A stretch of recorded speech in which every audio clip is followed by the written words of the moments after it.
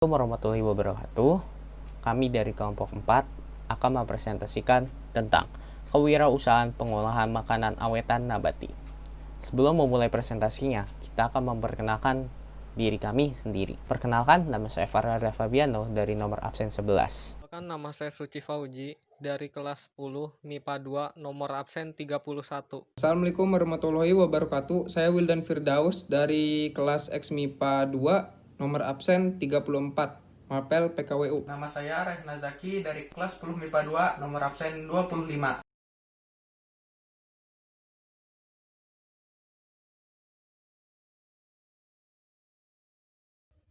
Potensi daerah dari bahan nabati yang kaya dan dukungannya serta peluang pasar membuat makanan awetan dari bahan nabati menjadi pilihan potensial bidang yang ditekuni untuk wirausaha.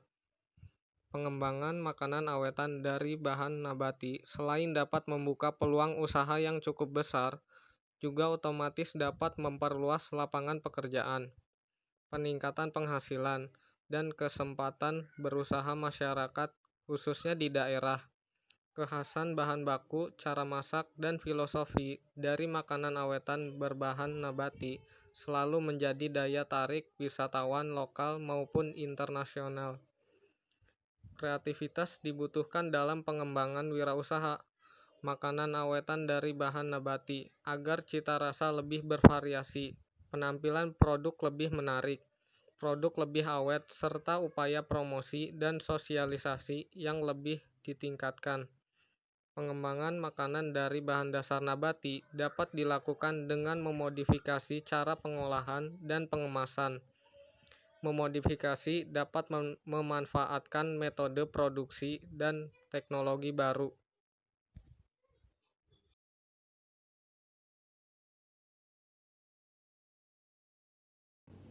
Sistem pengolahan makanan awetan dari bahan nabati. Produk makanan awetan adalah produk makanan dan minuman yang sudah mengalami proses pengolahan sehingga mempunyai keawetan yang lebih tinggi. Makanan awetan tidak identik dengan makanan yang menggunakan pengawet karena untuk mengawetkan makanan dan minuman yang bisa dilakukan proses pengolahan dan pengemasan juga baik dapat diawetkan melalui produk makanan dan minuman. Sistem pengolahan makanan awetan dari bahan nabati dapat dibagi menjadi makanan kering dan makanan basah. Produk makanan dapat juga dikelompokkan menjadi makanan jadi dan makanan setengah jadi. Makanan jadi adalah makanan yang dapat langsung disajikan dan dimakan, makanan setengah jadi membutuhkan proses untuk pematangannya sebelum siap untuk disajikan dan dimakan. Makanan kering khas daerah yang dapat langsung dimakan contohnya keripik balado dari daerah Sumatera Barat dan kuku macan dari Kalimantan Timur. Makanan kering khas daerah yang tidak dapat langsung dimakan misalnya kerupuk udang Sidoarjo dan dendeng sapi Aceh. Menurut bahan baku utamanya, makanan khas daerah dikelompokkan pada makanan khas daerah yang berbahan nabati dan berbahan hewani. Pada semesta ini akan dibahas makanan awetan dari bahan dasar nabati dan semesta. Berikutnya makanan awetan dari bahan baku hewani. Sistem pengolahan makanan awetan dari bahan nabati ialah makanan yang awet yang berasal dari bahan baku tumbuhan-tumbuhan, misalnya sayuran dan buah-buahan. Awetan dari bahan nabati baik makanan ataupun minuman yang diproduksi di suatu daerah merupakan identitas daerah tersebut dan menjadi pembeda dengan daerah lainnya. Berbagai makanan awetan dari bahan nabati di berbagai daerah di Indonesia menjadi ciri khas daerah tersebut. Wirausaha di bidang ini dapat menjadi pilihan yang sangat tepat karena kita lebih banyak mengenal produk makanan awetan daerah kita daripada daerah lainnya. Cara sistem pengolahan makanan awetan dari bahan nabati pada umumnya cukup sederhana dengan menggunakan makanan metode dan alat yang sederhana pula. Bahkan bahan baku yang digunakan diharapkan juga adalah bahan baku yang lokal yang mudah didapatkan di lingkungan sekitar. Sebagai contohnya makanan awetan dari bahan nabati yang akan dipaparkan pada buku ini adalah minuman lidah buaya untuk menjadi gambaran dan acuan dalam pembelajaran wirausaha makanan awetan dari bahan nabati. Produk dari lidah buaya sudah mulai dikembangkan setelah sebelum lidah buaya hanya dijadikan bahan baku kosmetik. Minuman lidah buaya sangat baik untuk kesehatan, mempunyai kalori yang sangat rendah, 4 kal atau 100 gram gel, sehingga sangat sesuai untuk program diet. Di Kalimantan Barat, lidah buaya sudah diolah menjadi berbagai bentuk makanan dan minuman seperti jus, koktail, gel lidah buaya, dalam sirup, selai jeli, dodol, dan manisan. Untuk memperpanjang umur simpanan telah dilakukan pula penelitian pembuatan tepung lidah buaya dengan menambahkan bahan pengisi. Gel lidah buaya juga telah dikembangkan dalam bentuk sediaan oral sebagai minuman kesehatan yang diklaim menyegarkan dan memberikan efek mendinginkan secara empiris. Lidah buaya digunakan sebagai obat luka bakar, panas dalam, asam urat, serta afrodisiak dan malnutrisi karena kandungan asam amino dan vitaminnya. Gel lidah buaya juga memperlihatkan aktivitas anti penuaan karena mampu menghambat proses penipisan kulit dan menahan kehilangan serat elastin serta menaikkan kandungan kolagen dermis yang larut air. Lidah buaya bisa digunakan sebagai bahan baku untuk minuman dalam kemasan. Dalam bahasa ini akan dibuat contoh dalam kemasan mangkok plastik 240 gram. Bahan yang digunakan dalam membuat minuman lidah buaya adalah lidah buaya segar, gula asam, sitrat, dan penguat rasa flavor. Alat-alat yang digunakan adalah pengemas, cup, pisau, talenan, baskom, panci, stainless steel, pengganti tangki pencampuran dan tangki pasteurasi, kompor, filling, sealing, machine, boleh menggunakan yang manual seperti pada gambar 4.13, literasi, timbangan, pH, meter, fraktometer, dan lain-lain. Sekian dari saya. Wassalamualaikum warahmatullahi wabarakatuh.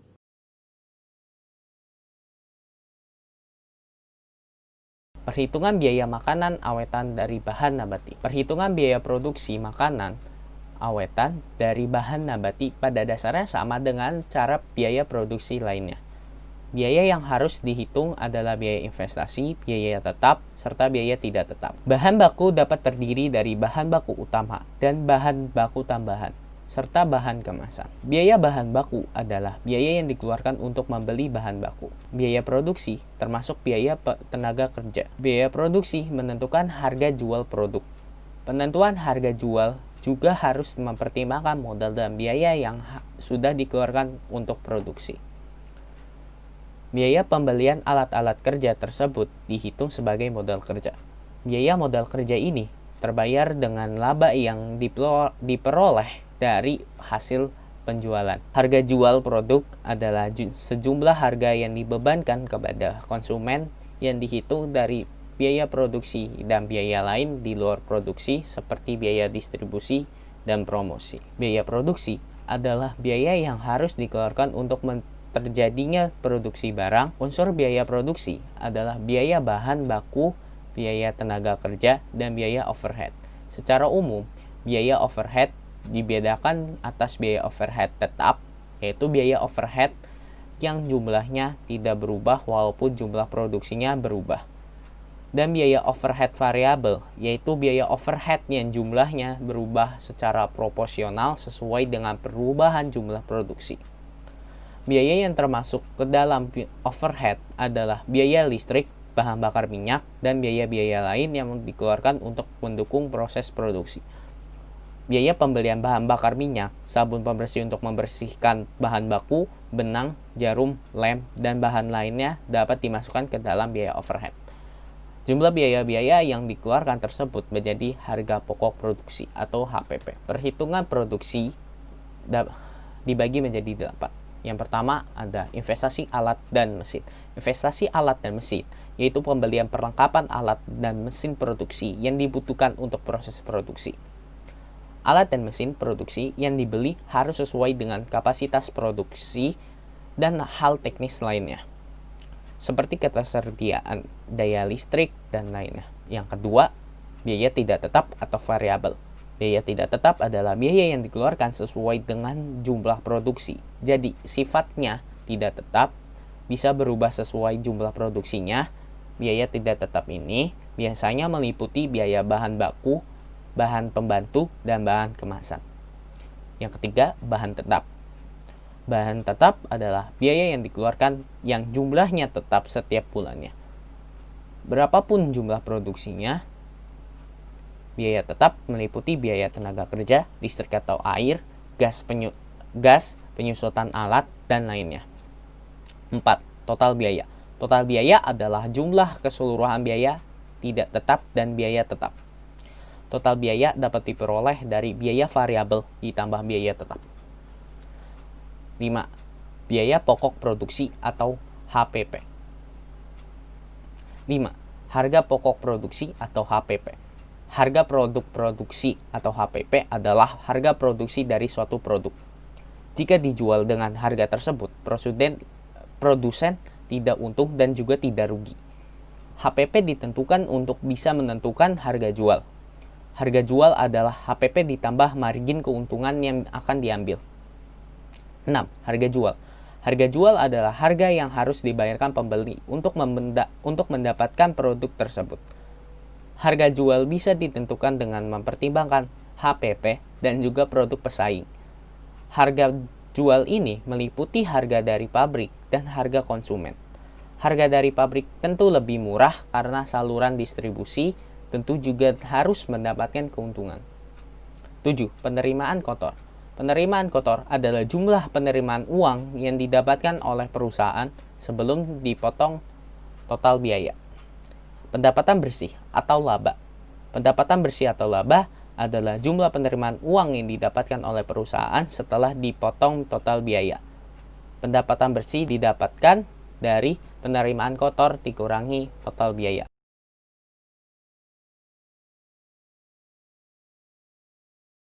Pemasaran langsung makanan awetan dari bahan nabati. Sistem pemasaran langsung ialah sistem pemasaran tanpa menggunakan perantara. Penjualan langsung juga terbagi menjadi beberapa jenis. Misalnya penjualan dengan punyai outlet sendiri atau sistem penjajahan langsung pada konsumen. Pemilihan sistem pemasaran yang tepat menjadi salah satu penentu keberhasilan dan penerimaan produk tersebut di tangan konsumen. Banyak sisi positif dari sistem pemasaran langsung, di antaranya penghematan waktu dan bisa memperkenalkan langsung produk kita kepada konsumen. Tidak kebergantungan pada pihak lain, serta waktu yang fleksibel. Salah satu ujung tombak pemasaran adalah promosi. Berbagai media, promosi bisa digunakan untuk membantu meningkatkan pemasaran dari produk makanan awetan dari bahan nabati. Media yang bisa digunakan untuk memasarkan produk tertentu disesuaikan dengan kapasitas produksi yang sudah dibuat dari pemasaran langsung dan hasil kegiatan makanan awetan dari bahan nabati. 1. Tahap pertama, perkenalkan produk kepada teman-teman dekat, teman sekolah, teman tetangga, di sekitar komplek, atau teman bermain. Berilah sedikit tes produk agar mereka bisa mencicipi produk buatan Anda supaya mereka tertarik membeli. Bila produk mulai bisa diterima dan banyak penggemar, mulailah merambah pasar baru dengan menitipkannya di warung, di toko, atau di kantin sekolah. Yang ketiga, manfaatkanlah teknologi internet dan social network seperti Facebook dan Twitter sebagai sarana penjual yang lain. Perbanyaklah teman dan follower untuk memperluas pemasaran. Bisa juga dengan membuat blog gratis atau website yang berbayar dengan relatif terjangkau harganya. Yang keempat, gunakan penjualan yang kreatif yang hanya sedikit orang menjalaninya. Sebagai contoh, bisa memanfaatkan munculnya fenomena pasar kaget di hampir setiap kota di Indonesia. Juga saat ada momen Car Free Day atau pada kesempatan lainnya.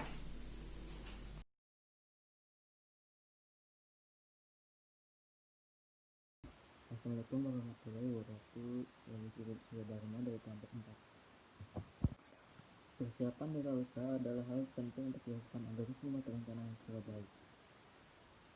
Setelah semua sudah disiapkan, jangan pernah ditunda untuk segera dimulai. Selalu ingat bahwa hal besar dimulai dari hal yang kecil. Dan dimulai saat ini seorang wirausahaan itu seorang yang bisa menangkap peluang dengan cepat. Bahkan seonggok rongsokan bisa diubah menjadi sebongkah emas oleh seorang yang mempunyai jiwa wirausaha. Seorang karyawan membangun karirnya dari nol sampai puncak karir. Tetapi dia tetap tidak bisa mewariskan posisinya kepada keluarganya. Tetapi seorang wirausahaan, walaupun hanya mempunyai warung saja, dia adalah orang hebat karena sudah mampu memberikan warisan yang berharga untuk keluarganya. Sekian dari kami. Bila ada kesalahan, mohon dimaafkan. Wassalamualaikum warahmatullahi wabarakatuh.